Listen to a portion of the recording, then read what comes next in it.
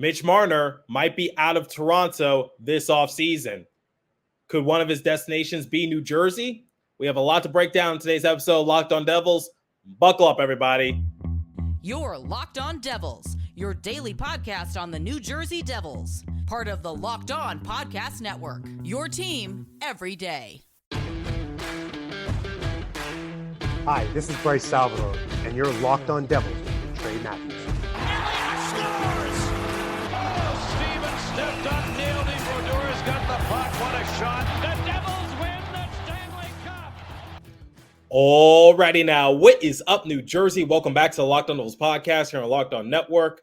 I'm your host, college hockey play-by-play announcer, Devils writer for Pucks and Pitchforks, and also part-time credential media member, Trey Matthews.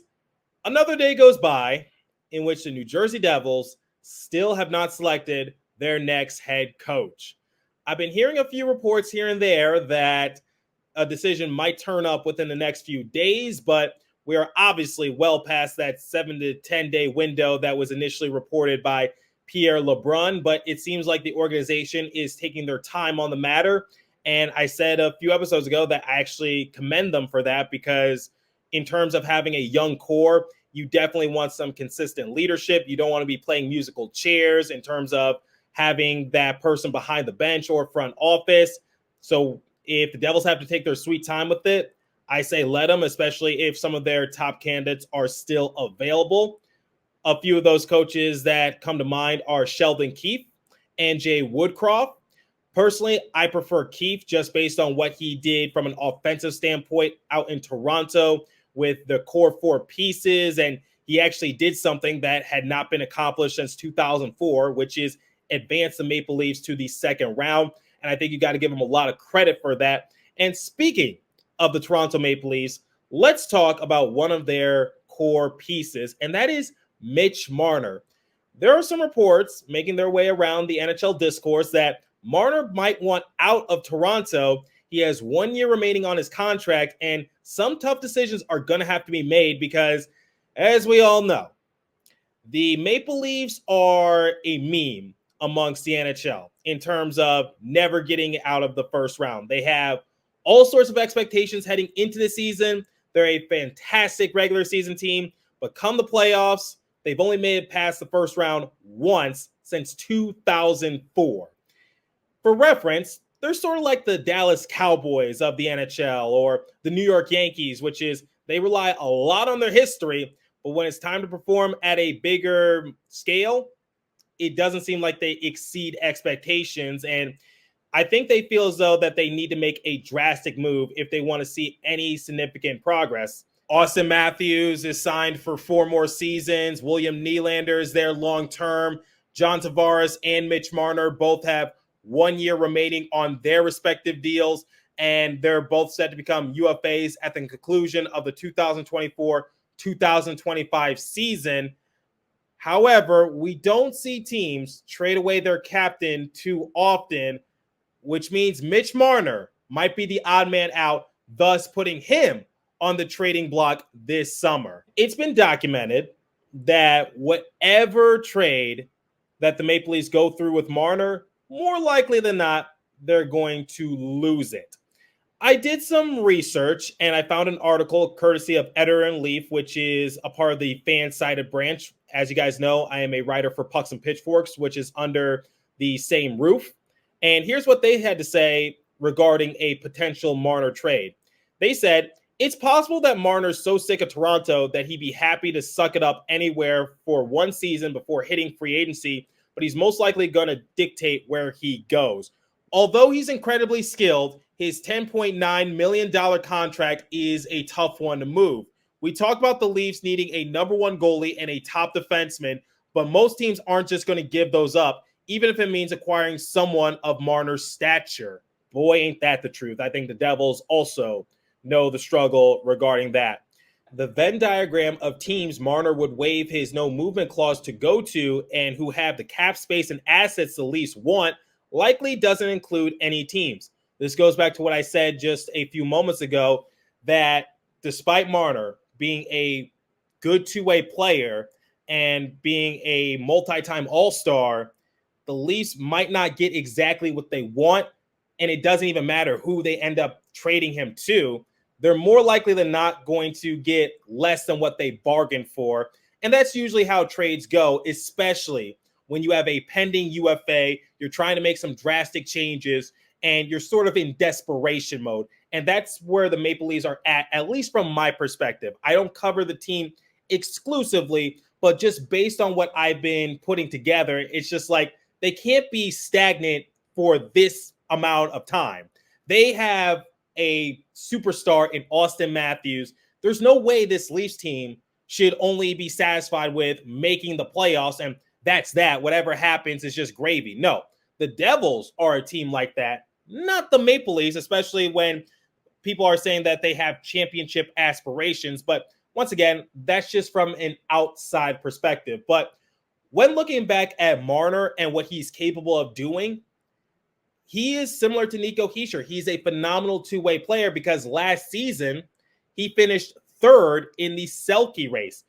Ahead of him was Nico Hischier and Patrice Bergeron.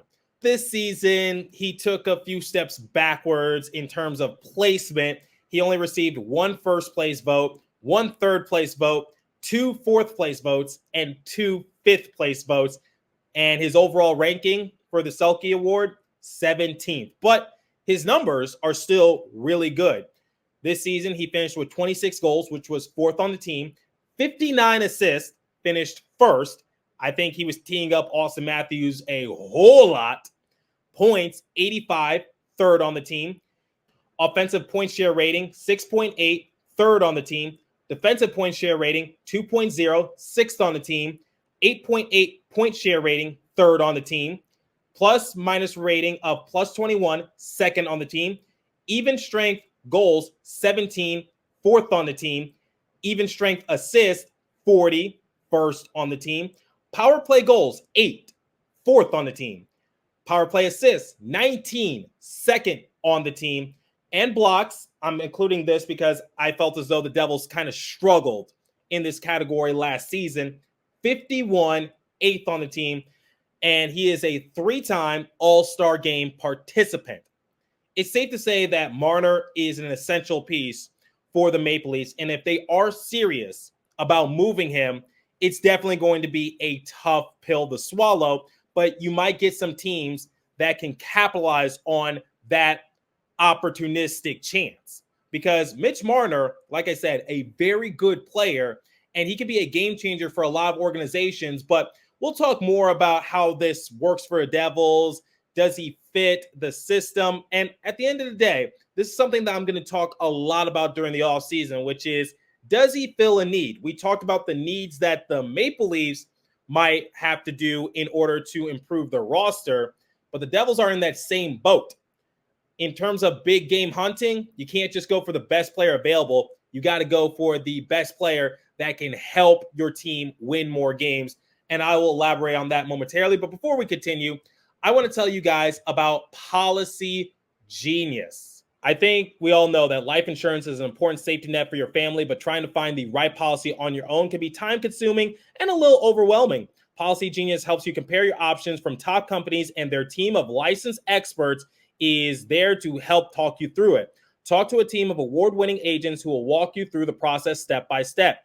Easily compare quotes from America's top insurers in just a few clicks to find your lowest price. Your work life insurance policy may not offer enough protection for your family's needs. Even worse, it might not come with you if you do leave your job. Policygenius gives you unbiased advice from a licensed expert support team.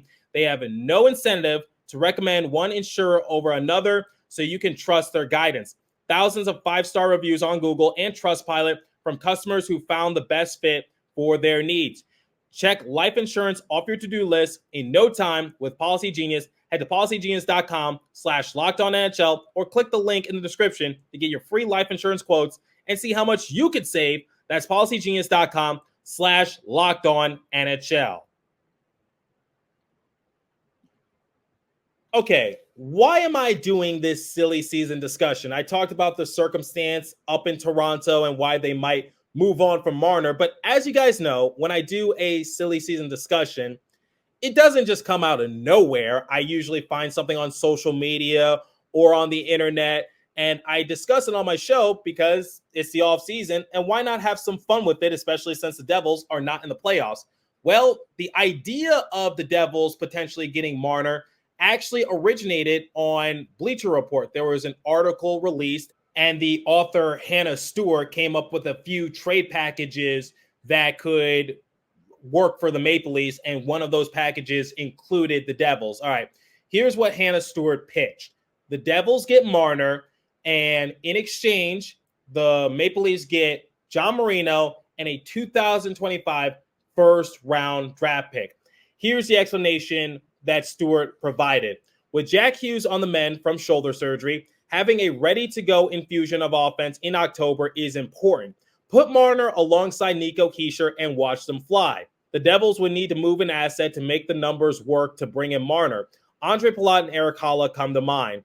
But with Hughes, Hischier, and Bratt locked into a long-term team-friendly deals, New Jersey has the financial flexibility to pull off the deal.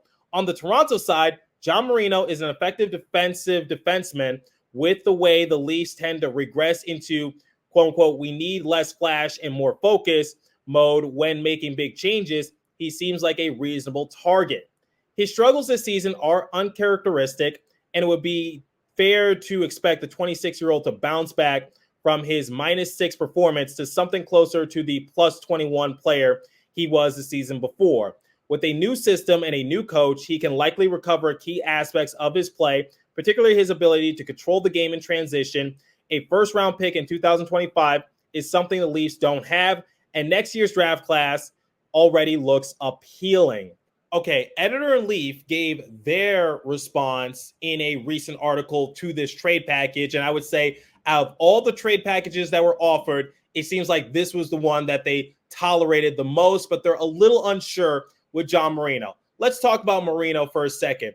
Yes, you are right. Marino did take a couple steps backwards, but I think you also have to factor in that the Devils were kind of struggling in terms of defensive depth, and they had to put a lot of burden on some players' shoulders, including John Marino. But the thing is like, you're absolutely right. Marino is really good in terms of just playing transition defense. And something that I like to circle back to is that during the 2022-2023 season, when the Devils were in Edmonton taking on the Oilers, something that I liked that John Marino was doing was that he was taking away the airspace of Connor McDavid, as in, we know that McDavid is capable of scoring, but I think he's the most dangerous when he's getting his teammates involved, because it seems like McDavid is focused on getting the apples than he is getting the goals. And I respect him for that. That's why he tallies up a lot of points year after year after year. But what is Marino doing?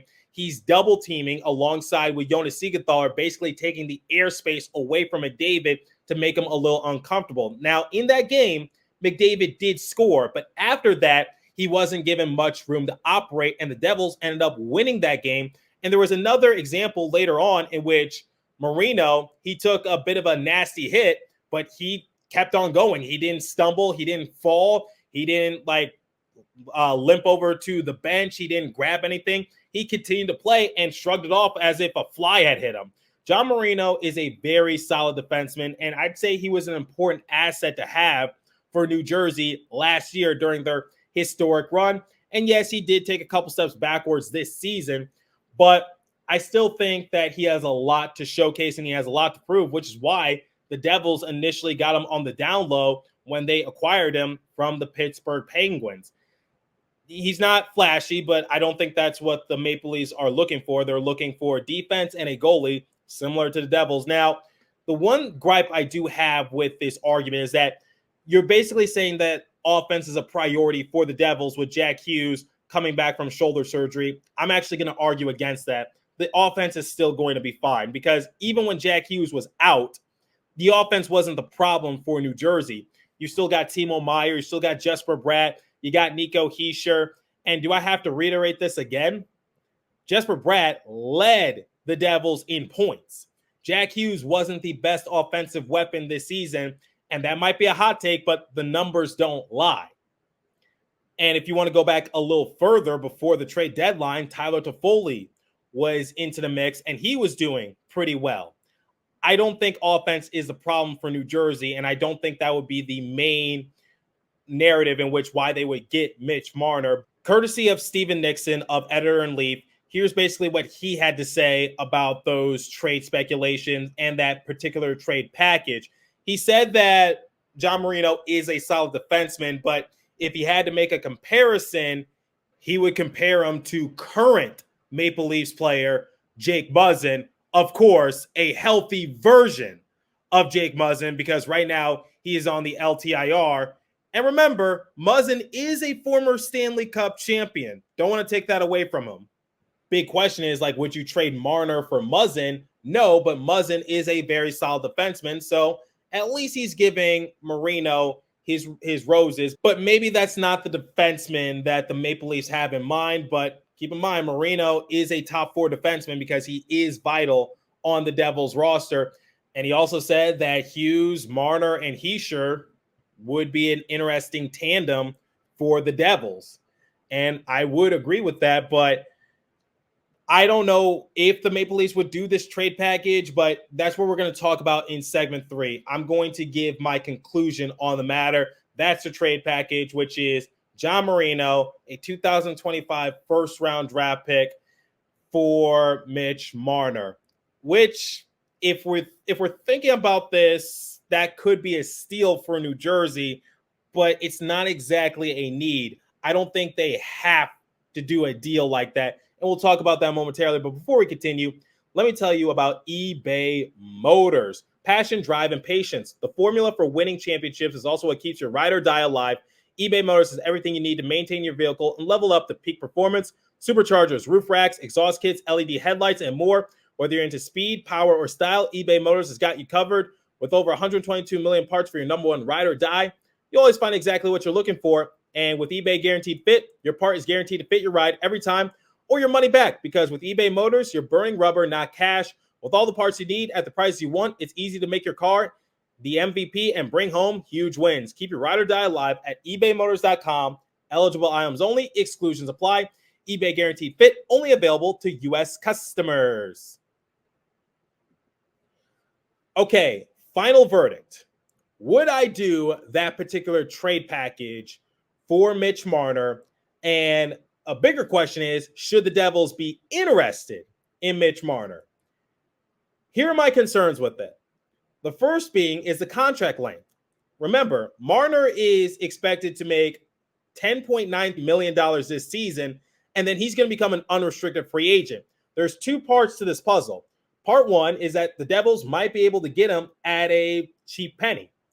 John Marino and a first-round draft pick, on paper, it seems like the Devils win this deal because they get the better player. But part 2 of that is you got to think of trades as an investment. Marino is signed long-term. And Marner, there's no guarantee that he'll re-sign with the Devils. And keep in mind, he's going to be demanding a decent amount of money. And one of the big talking points during the offseason for the Devils is like, who do you sacrifice? Because Dawson Mercer, Alexander Holtz, Simon Nemeth, Luke Hughes, I'm probably forgetting a few others. They're going to need new contracts sooner rather than later. Dawson Mercer, this offseason, he's going to need a new contract. You got to factor that in. All right, another thing that I want to add to that is the defensive depth, because that's been a big issue for the Devils this past season. Remember when Dougie Hamilton went down with his injury and people thought it was going to be a blessing in disguise, but they soon realized that Hamilton is very important on this roster. Regardless of what you think of him from a playing standpoint, it really hurt the Devils in terms of their depth. Nemeth had to be thrust into a role he was uncomfortable with. Same with Luke Hughes. Those poor kids were overworked. And if the Devils had championship aspirations, it's kind of hard to do that with an inexperienced blue line, because if you got to play the Carolina Hurricanes in one of those series once again, it's not going to end too well for you. Let's just say Marino is off the board for New Jersey and he is included in that Marner trade package. Who's going to replace him? Seamus Casey? You're just making it even worse on yourself, and you're putting yourself into an uncomfortable position. And that's what the Devils need to focus on, which is you need to add more defensive depth. You need to get a grittier defenseman. And that sort of leads into my last talking point for this segment, which is Marner an absolute need? Because remember, the Devils got Tyler Toffoli last offseason, and Toffoli is a good player in my eyes. But he wasn't a need. He was a want. And remember the phrase, too many cooks in the kitchen. And once Toffoli was dealt to the Winnipeg Jets, Dawson Mercer and Timo Meier both stepped up their production because their roles increased a little bit more. My thing is, like, I do like Marner. He's a phenomenal player. But the one thing I'm just concerned with is, like, this seems more like a want and not a need. Keep in mind, Marner is a pretty decent two-way player. He finished third in the Selke Award race last season, similar to what I said in segment 1. He's a dynamic player, but I just don't think he's a necessity for New Jersey for a time being, especially since he only has 1 year remaining on his contract. He's going to demand a lot of money. Losing John Marino, he might not be the better player, but he certainly helps in terms of the Devils' depth. And who are they going to replace him with? That's also a big question. And Marner is not a need. He is a want. That's my opinion on the matter. The verdict for me is a no. That might be a hot take, and you can come at me all you want, but just looking at this logically, looking at this with some common sense, offense is not the issue for New Jersey. Never has been for the past few seasons. It's been their goaltending and their defense, because it doesn't matter. Look at the Maple Leafs. It doesn't matter if you score 5 goals if you let up 6. And the Maple Leafs, they're in need of more defense and goaltending. So in a sense, the Devils would be helping them out with their issues because they still got Austin Matthews, William Nylander. They still got some decent offensive weapons, but you just help their defense out a little bit more. Whereas the Devils, they get more offense. That's great. They can never get enough offense, but defense and goaltending is still a big question mark. And if you add Marner to the table with his financial issues and the possible length of his contract, would there be any room for the Devils to get another goalie and a defenseman? Just think about that before you come at me. But that's just my 2-cent opinion. Let me know what you guys think. Leave a comment down below if you're watching on YouTube. If you're listening on podcast streaming service, hit me up on my personal X page app at TreyMatt4 or the show's X page app at Locked On Devils.